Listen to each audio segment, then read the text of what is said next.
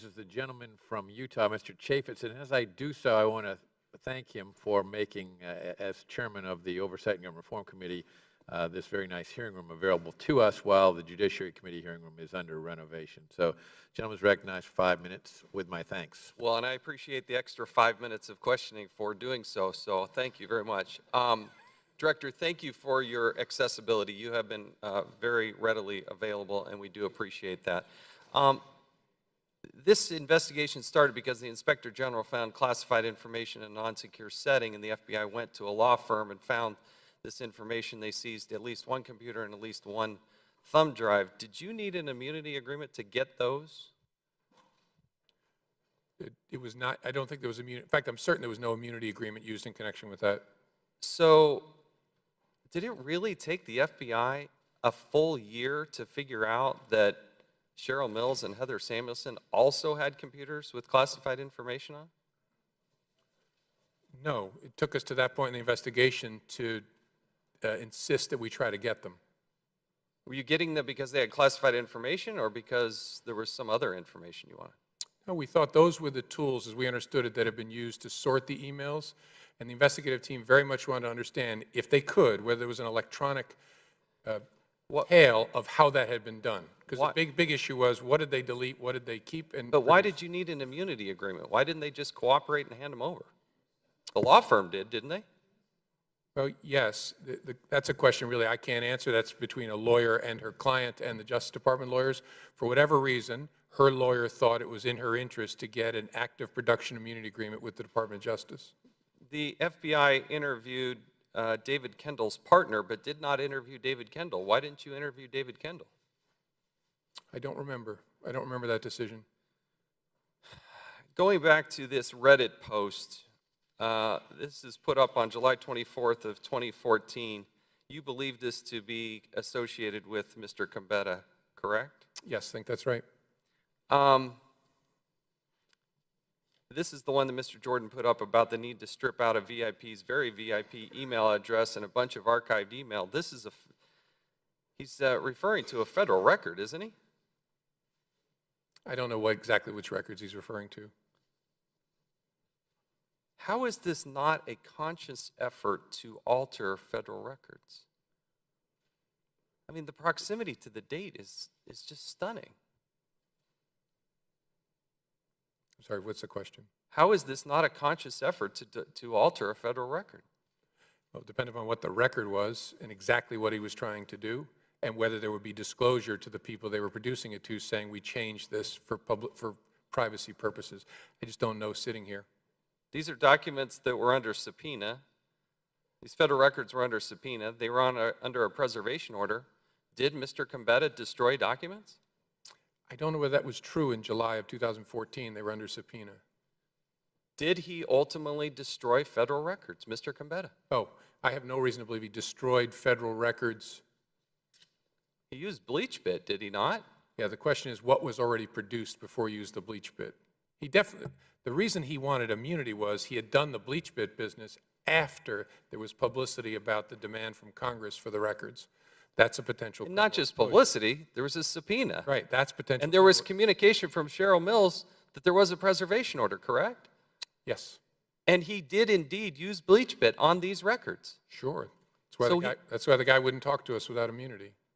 And so when you got immunity, what did you learn? We learned that no one had directed him to do that he had done it. You really think that he just did this by himself?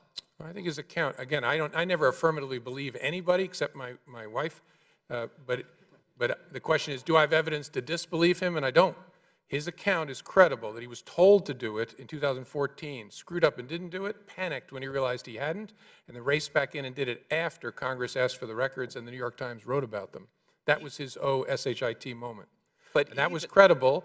Again, I don't believe people, but we did not have evidence to disbelieve that and establish someone told him to do that. No email, no phone call, nothing. The hope was, if he had been told to do that, that'd be a great piece of evidence. If we give him immunity, maybe he'll tell us, so-and-so told me to, so-and-so asked me to, and then we're working up the chain. But he did indeed destroy federal records, and he was told at some point to do this, correct? Who told him to do that initially? When he was supposed to do it in December, and he didn't do it. Who told him to do that? One of Secretary Clinton's staff members, I can't remember sitting here, we know that. One of her lawyers might have been Cheryl Mills. Someone on the team said, we don't need those emails anymore, get rid of the archive file. This is what's unbelievable about this, because there's classified information, there are federal records that were indeed destroyed. And that's just the fact pattern.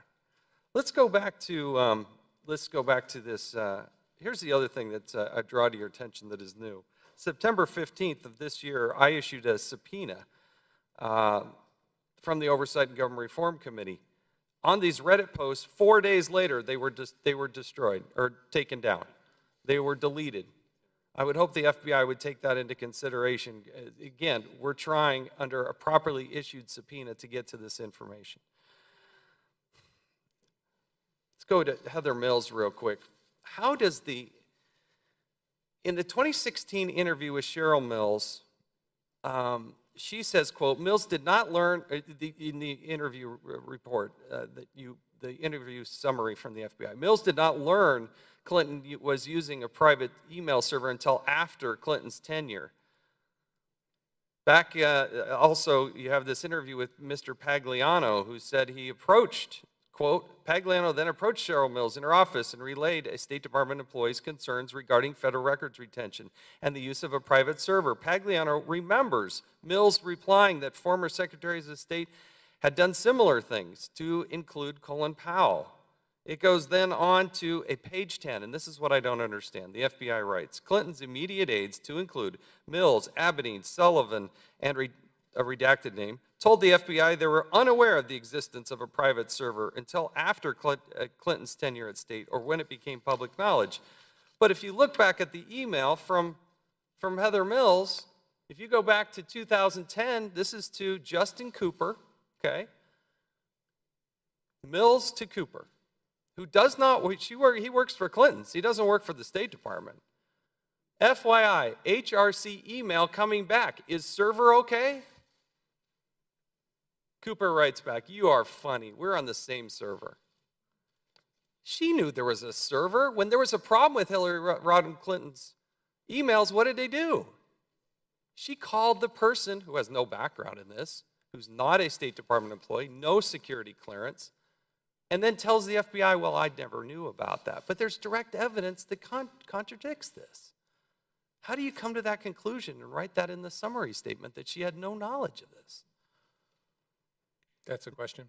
Yes. The time of the gentleman has expired, but the director will answer the question. I don't remember exactly sitting here. Having done many investigations myself, there's always conflicting recollections of facts, some of which are central, some of which are peripheral. I don't remember sitting here about that one. The chair recognizes the gentleman from